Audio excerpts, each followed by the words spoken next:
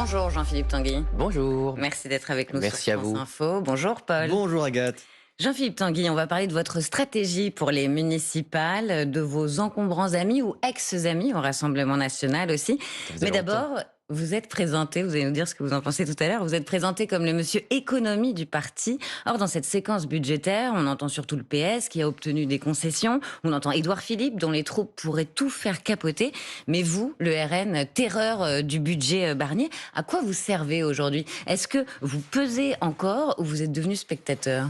Non, mais pas du tout. Je pense que nous parlons essentiellement en fait des alertes du Rassemblement national, notamment sur les hausses d'impôts. C'est nous qui avons alerté et obtenu par exemple la suppression des 500 millions d'euros de hausse de taxes foncières qui étaient cachés à Bercy, que nous avons débusqué, dénoncé, puis fait annuler. J'espère qu'on va faire la même chose sur les 2 milliards de crédit carbone qu'on nous avons aussi débusqué la semaine dernière, qui vont entraîner une hausse très importante des carburants. Et puis ça permet aussi de montrer que ces certificats d'économie d'énergie, ne servent à rien, puisque nous avions demandé un rapport à la Cour des comptes en 2024, qui était passé à l'AS, qui montrait que ces 6 milliards d'euros de 8 milliards l'année prochaine ne servent à rien, sont détournés largement. Pour 100 euros pris aux Français, il y en a à peine 30% qui arrivent pour faire des vraies économies d'énergie, donc quand même un taux de fraude et d'inefficacité de 70%. Mais il y a beaucoup de gens qui se rincent là-dessus, parce qu'en fait derrière c'est quoi? C'est quand même des schémas de corruption, c'est des schémas de conflit d'intérêts permanents qui pompent de l'argent des Français pour s'enrichir. Ça sert à quoi de voter des choses si à la fin on vote pas le budget? Ah bah ça je vous fais pas dire, mais qu'est-ce qu'on a voté en fait là? Je vois pas votre... Dans ce dont vous parlez, tous ces Ah bah non, on vote pas, députés justement. qui parlent entre eux, et puis à la fin on voit entre l'Assemblée et le Sénat, les gens nous Ah mais nous moi en depuis parlent le début, beaucoup. nous depuis le début au Rassemblement national, on dit que la stratégie de M. Lecornu, qui a l'air très sympathique, est une stratégie de diversion. Et qu'en fait, à partir du moment où les Républicains de M. Wauquiez de Retailleau et les socialistes n'ont pas censuré M. Lecornu, il a pu déposer un budget. Et une fois que ce budget est déposé, on arrive lentement et sûrement, par l'épuisement du Parlement, parce qu'il n'y a pas de majorité en fait, et ils font semblant, à soit des ordonnances, soit une loi spéciale, et on repartira encore. Est-ce que vous aussi sur vous un êtes dans la cycle lassitude? interminable. Non, mais moi, j'éprouve pas de lassitude. Par contre, j'ai peur que les Françaises et les Français, qui ont des vies extrêmement difficiles, des occupations très importantes, eux se disent que le Parlement ne sert à rien et de guerre lasse puissent accepter ou en tout cas tolérer un budget qui va créer 19 milliards d'impôts qui continue d'augmenter la dépense. D'ailleurs, Vous dites, Jean-Philippe Tanguy, pardon, mais qu'on retient vos alertes sur les hausses d'impôts, mais ce que l'on oui. retient aussi, c'est que les macronistes et la droite n'ont cessé de vous accuser d'avoir augmenté les impôts de 34 milliards d'euros. oui, mais c'est complètement faux. Enfin, je veux dire, c'est quand même hallucinant que ce genre d'information puisse se circuler. C'est complètement faux. La Il y a taxe un sur les seul budget. multinationales, Mais c'est pas des taxes. l'impôt sur la fortune Oui, improductible, la vous taxe sur les reprenez le truc. superdividendes. C'est pas une taxe. Il y a un dispositif de lutte contre la fraude fiscale. La fraude fiscale de ces multinationales est de 26 milliards. Donc moi j'aimerais bien qu'on arrive à éliminer toute la fraude fiscale des multinationales. Ça m'étonnerait qu'on y arrive juste en votant un texte. Mais c'est répété partout depuis des semaines. Et pendant ce temps-là, on parle pas des vraies taxes, c'est-à-dire les 19 milliards d'impôts qui sont dans le budget. C'est pas une invention, c'est la réalité. Et là, plus personne n'en parle. Donc ces stratégies de diversion, ça fonctionne très bien. Et quand même, avant-hier, les Républicains, les socialistes et les macronistes ont voté la loi de fin de gestion pour 2025. Et c'est quoi cette loi de fin de gestion? Ah bah c'est 24 milliards de hausse d'impôts. Voilà. Et ça, c'est passé crème, ça n'intéressait personne. C'est hallucinant. Voilà. C'est passé complètement sous la vague que les LR et le gouvernement ont acté qu'en 2025, ils ont encore augmenté les impôts de 24 milliards et augmenté les dépenses de 12 Alors, milliards. vous n'êtes pas Alors d'accord. ça, Vous voilà, n'êtes ça pas fait pas d'accord la avec eux. En tout cas, il y C'est a pas que je suis pas d'accord, Amélie c'est de Montchalin. hallucinant cette désinformation sur le budget. Amélie de Montchalin, ministre du Budget, rappelle qu'en l'absence du budget de la Sécu, voté pour 2026, le déficit de la sécurité sociale atteindrait 29 milliards d'euros et elle Beau met bilan. en garde les députés. On l'écoute, c'était sur France Inter hier. Ce que je peux vous dire, c'est que pourquoi on prendrait des décrets et pourquoi on serait obligé de les prendre, c'est s'il n'y a pas de budget. S'il n'y a pas de budget, je ne peux pas vous dire, voyez, les franchises, il n'y en aura jamais. Elles seront jamais doublées. Voilà, donc le gouvernement pourrait être contraint, dit-elle, de doubler par décret les plafonds des franchises médicales. C'est ça que vous voulez? Ah mais déjà, c'est déjà par décret le doublement des franchises médicales. Donc, Madame Montchalin essaie de mettre sur le dos du Parlement la responsabilité qui est la sienne.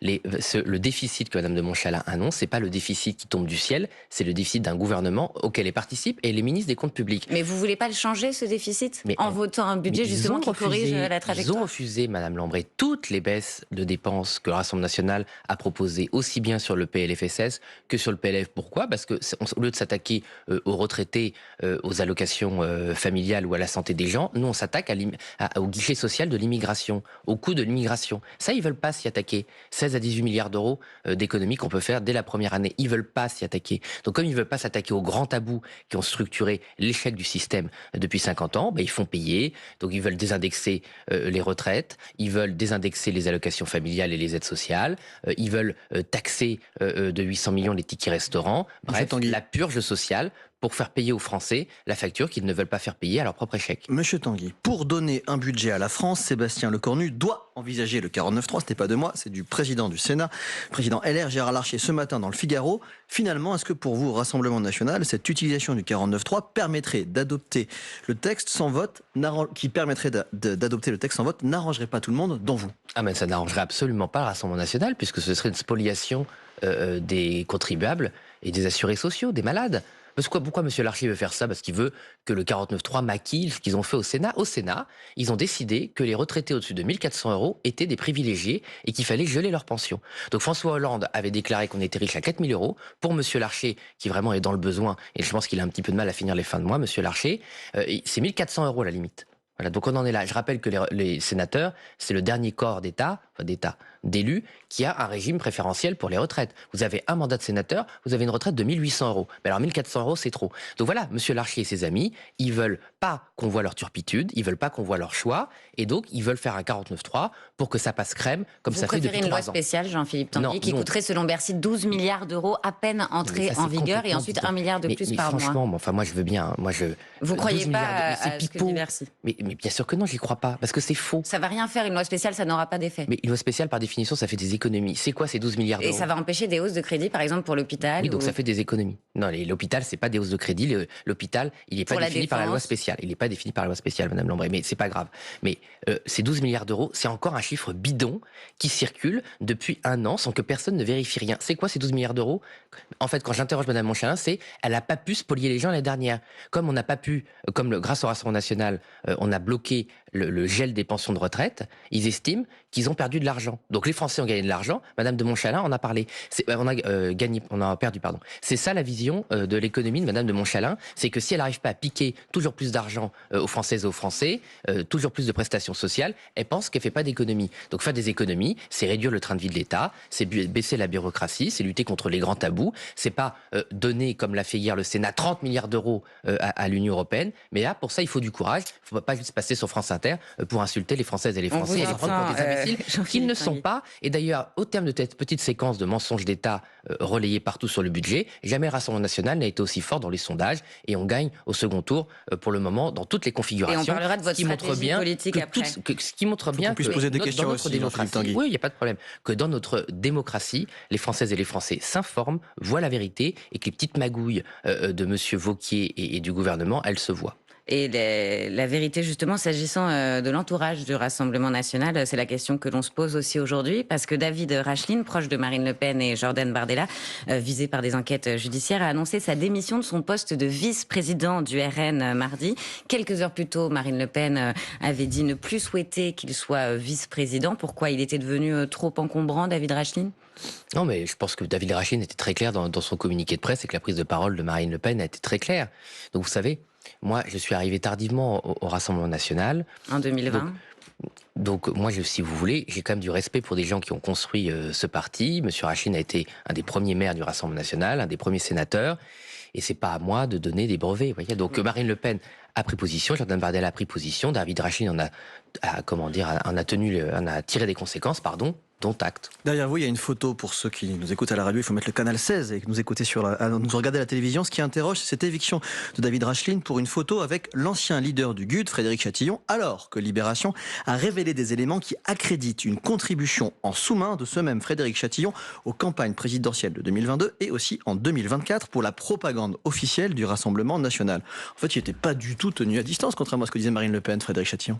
Écoutez, si c'est en sous-main, c'est qu'il est tenu à distance. Parce que moi, c'est lui qui touche l'argent. D'accord, mais moi je suis pas au courant. Et comme l'a dit, d'ailleurs, Jordan Bardella avait déjà été interrogé sur cette interrogation. On n'est pas au courant du capital des entreprises. Enfin, vous, quand vous avez recours à des prestataires, vous travaillez avec des gens, mais sans savoir sans connaître l'actionnariat, avec lesquels vous travaillez. C'est rarement public. Ça vous gêne Si vous pas? connaissez les actionnaires de toutes les entreprises avec qui vous travaillez, vous êtes très forte. Mais vous, sur un plan personnel, ça vous gêne pas cette proximité si, avec mais moi, l'ancien j'ai déjà leader du dit GUD? Mais moi, j'ai déjà dit plusieurs fois publiquement que je considérais qu'on n'avait pas à travailler avec des gens, qui régulièrement affichent un soutien à un certain nombre de manifestations insupportables. Mais moi, j'ai déjà dit publiquement, et c'est d'ailleurs pour ça que nous ne travaillons plus avec ces personnes. Donc vous redites à Marine Le Pen qu'il faut couper les ponts à Moi, Frédéric je dis Chatillon? rien, je dis rien à Marine Le Pen. Marine Le Pen n'a pas besoin que je lui dise quelque chose, elle le sait très bien. Et Jordan Bardella, lui aussi. Mais vous êtes Est-ce dit... que vous, Jean-Philippe Tanguy, vous dites que vous êtes arrivé plus tard au Rassemblement national, vous saviez que Marine Le Pen et Jordan Bardella étaient très proches de David Racheline. Est-ce que cette proximité vous a dérangé? Est-ce que vous estimez qu'il aurait fallu prendre de vraies distances plus tôt? Ben non, mais moi pas du tout. Moi, David Racheline, j'ai rencontré quelques fois. Il était charmant, c'était un très bon maire, très bien réélu. Un peu plus, il a tiré les conséquences d'un certain nombre de choses. Et moi, j'ai aucune animosité contre David Racheline et ses électeurs non plus, visiblement. Et par contre, Frédéric Chatillon, qu'on vous comprenne bien, lui, par contre, vous voulez qu'il sorte du parti? Mais il n'a jamais été dans le parti. Mais tout ça, c'est des choses que vous répétez à C'est une enquête de Libération qui a déjà... D'accord, mais Libération, ils racontent beaucoup de bêtises. Par exemple, une fois, Libération, ils ont expliqué que j'avais fait payer les candidats régionaux pour être sur la liste. Ben, je le sais de première main que c'est complètement n'importe quoi. Donc, excusez-moi, je n'accorde pas spécialement de crédit à ce que dit Libération. Voilà, je suis pas un espèce de parrain de la mafia qui distribuait les places sur la liste en donnant un petit billet. Voilà. Bon, d'ailleurs, si c'était vrai, je serais en prison et je mériterais de l'être. Donc, tout ce que raconte Libération n'est pas parole d'or, c'est le moins qu'on puisse dire. Voilà. Et la liste est longue pour Libération. Jean-Philippe Tanguy, dans un instant, on va parler de la stratégie du Rassemblement national pour les municipales. Mais tout de suite, il est 8h45 et c'est l'info en 1 minute avec Maureen Sugnard. L'avocat de Christophe Glaise dénonce sur France Info une parodie de justice après la condamnation en appel du journaliste français à 7 ans de prison en Algérie. Condamnation pour apologie du terrorisme après un reportage avec des dirigeants de la jeunesse sportive de Kabylie, un grand club de foot algérien. Sa famille espère une grâce présidentielle. Vladimir Poutine estime que sa rencontre avec l'émissaire américain Steve Witkoff hier a été très utile. Des discussions autour du plan de paix américain pour mettre fin à la guerre en Ukraine. Les négociations semblent pourtant coincé sur la question des territoires ukrainiens occupés par la Russie. Steve Witkoff va recevoir un négociateur ukrainien la semaine prochaine. De nouvelles mobilisations d'agriculteurs prévues en France. Aujourd'hui, plusieurs rassemblements déjà recensés hier pour s'opposer à l'abattage massif des troupeaux de bovins en cas de dermatose nodulaire contagieuse. La colère monte depuis l'abattage d'un troupeau dans le Doubs mardi.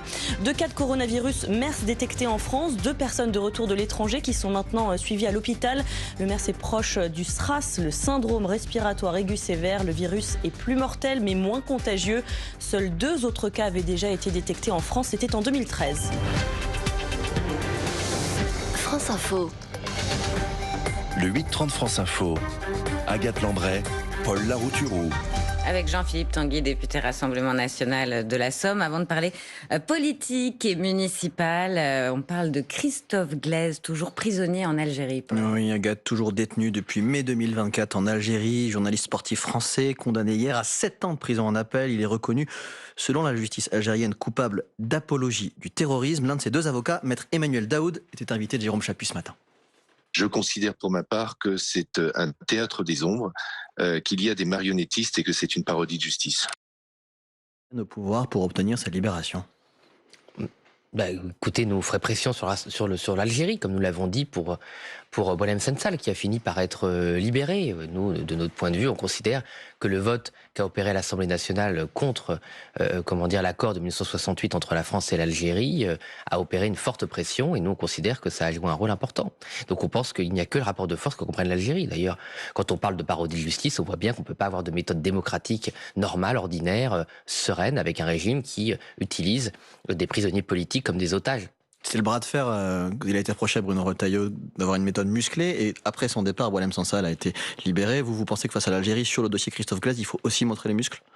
Oui, mais il n'y avait pas eu de lien temporel entre l'éviction ou le départ de M. Retailleau et la libération de Boualem Sansal. La concordance temporelle, elle est avec le vote du Rassemblement national à l'Assemblée contre les accords de 1968. Tout le monde peut le vérifier. Jean-Philippe Tanguy, vous avez annoncé en début de semaine avoir investi déjà 600 candidats pour les municipales. C'est plus qu'en 2020, vous n'aviez présenté que 410 listes. Qu'est-ce que cela signifie ? Déjà, c'est que le début, et j'espère que ça montera en puissance, et ça montre que sur le terrain, nous sommes de plus en plus présents, en lien avec nos scores, en lien avec notre enracinement, en lien avec le résultat de nos maires sur le terrain, le bilan qui sème autour d'eux. Donc c'est une très bonne nouvelle. C'est quoi votre objectif cette fois ? Parce que c'était un échec en 2020. Vous aviez gagné Perpignan, certes, mais vous n'avez pas réussi à vous C'est quand même la implanter plus grande vraiment. ville tenue par le RN, très bien tenue par Louis Alliot. Mais notre objectif, je suis désolé d'enfoncer une porte ouverte, c'est de convaincre le plus d'habitants de nous confier les rênes de leur commune, des maires qui ont un bon bilan, qui peuvent rejoindre aussi d'ailleurs le Rassemblement national sur la base d'une charte que Julien Sanchez, député européen, ancien maire de Beaucaire, fait partie de cette génération d'élus qui ont démontré les capacités et les qualités des élus Rassemblement national, peuvent signer pour Alors, rejoindre c'est une charte pour le mouvement. convaincre ceux qui veulent pas être officiellement investis par le RN d'être soutenus par vous, mais en échange, vous leur demandez notamment d'apporter leur parrainage à Marine Le Pen pour la présidentielle. C'est quoi? C'est Oui, un échange de bons procédés ou c'est du chantage Non, c'est pas vraiment du chantage, mais c'est pas dire que cette signature soit très, comment dire, je pense quoi, insupportable pour les maires. C'est juste que quand vous rejoignez une famille politique, vous faites partie d'une aventure politique. Alors vous n'êtes pas forcément adhérent, mais vous soutenez forcément des propositions, un programme incarné par une candidate qu'est Marine Le Pen à la présidentielle,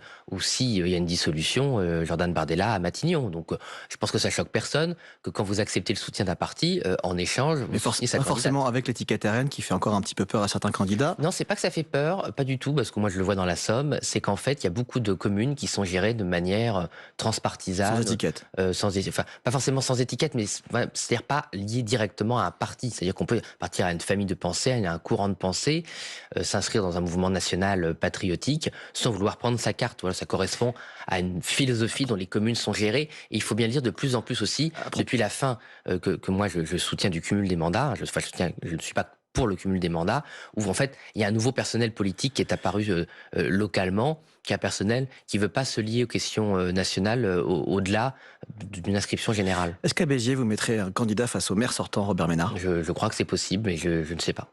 Quand vous entendez Laurent Wauquiez, chef des députés de droite, expliquer qu'en cas de second tour, sans candidat LR, il invite à voter tout sauf LFI, c'est-à-dire pourquoi pas extrême droite, vous vous frottez les mains, vous vous dites que ces municipales peuvent être un laboratoire de l'union des droites? Je ne crois pas qu'il y aura beaucoup de candidats d'extrême droite au second tour, mais c'est très bien de se faire barrage aux insoumis. Vous dites que votre objectif, c'est la qualité plus que la quantité. Est-ce que vous pouvez garantir que cette fois-ci, parmi ces 600 candidats, cette fois-ci, il n'y aura aucun raciste, aucun antisémite, aucun homophobe, comme ça avait été le cas aux européennes? Oui, mais si vous voulez... Tout pareil, ça a été tellement caricaturé pendant la campagne. C'était une liste précise avec des faits. Mais non, c'était que l'essentiel, c'était que des bêtises. Il y a eu quelques cas qui ont été immédiatement réglés. Vous l'avez reconnu vous-même, vous aviez des brebis galeuses. Oui, quelques cas. On les a pas inventés. Quelques cas, oui, pas du tout. L'ampleur qui a été donnée avec, une fois plus, de racolage d'État monumental, avec un site spécial racontant absolument n'importe quoi sur des collègues formidables qui sont parfaitement avec des valeurs républicaines. Il y a même eu un rétropédalage dans le Morbihan où les médias avaient diffamé un candidat qui en fait disait le contraire de ce qu'on lui avait reproché. Bon bref, c'est toujours pareil. En tout cas, cette fois, vous avez scanné les profils. Non, mais par contre, il y a un élu, Raphaël Arnaud, soi-disant Antifa, qui a été élu, donc qui a été définitivement condamné à une sentence de 4 mois. Vous parlez d'un député La France Insoumise. Oui, insoumis. Mais tout le monde savait qui c'était. On vous interroge sur les candidats municipaux. Tout le monde savait vous qui répondez c'était. député Il a été LFI. condamné et tout le monde a dit mais non, il est innocent, il fait appel, pas du tout. Il a retiré son appel très discrètement. Attendez, il y a Jean-Philippe 6 mois, Tanguy, pardon, et personne ne l'a dit. Raphaël Donc, Arnaud, c'est grave. c'est vrai, mais vous, sciemment, vous avez fait autre chose. Vous avez investi un candidat condamné pour terrorisme. Nicolas Battini à Bastia, condamné à 8 ans de prison pour terrorisme après un attentat à la voiture Bélier en 2012. Oui, et donc, vous vous permettez de critiquer le député LFI? Mais oui, parce qu'il a été condamné actuellement. Monsieur, la personne dont vous parlez, Vous il a condamniez purgé sa déjà peine. avant sa condamnation Mais non, Raphaël il a Arnaud, accepté. parce qu'il était il a accepté. fiché S. Non, il a accepté. Oui, mais parce que vous aviez vu les vidéos de Monsieur Arnaud à l'époque contre Monsieur Zemmour ou d'autres.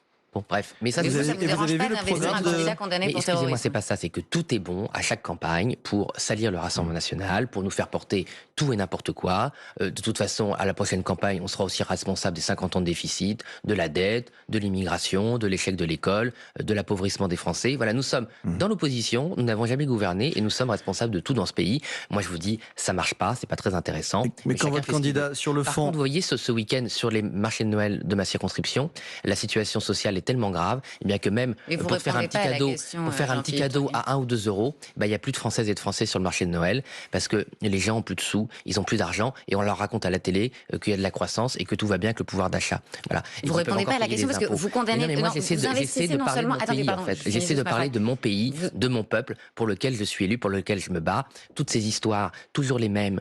Vous en avez on marre. parle de vos candidats.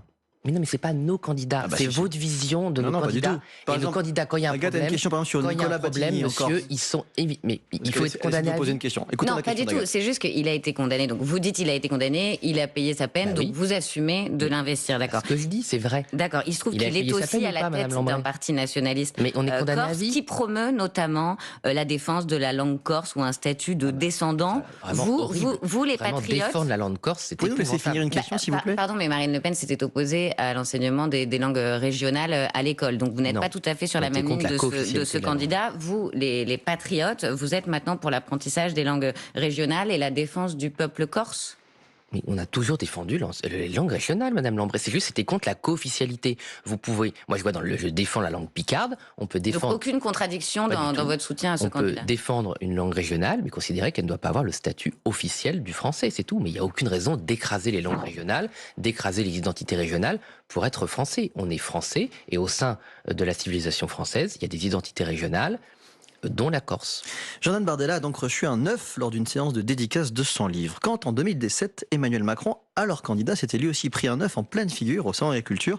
Vous avez pas entendu? Ah bah si. Regardez, Jordan Bardella, petite archive, avait tweeté « Quoi de neuf Emmanuel Macron ?» Neuf, jeu de mots avec le mot « œuf ». Quand ça concerne les autres, en fait, ça vous amuse? Et je ne sais pas, Jordan Bardella, je le crois, il avait 17 ou 18 ans. Voilà. C'est votre réponse.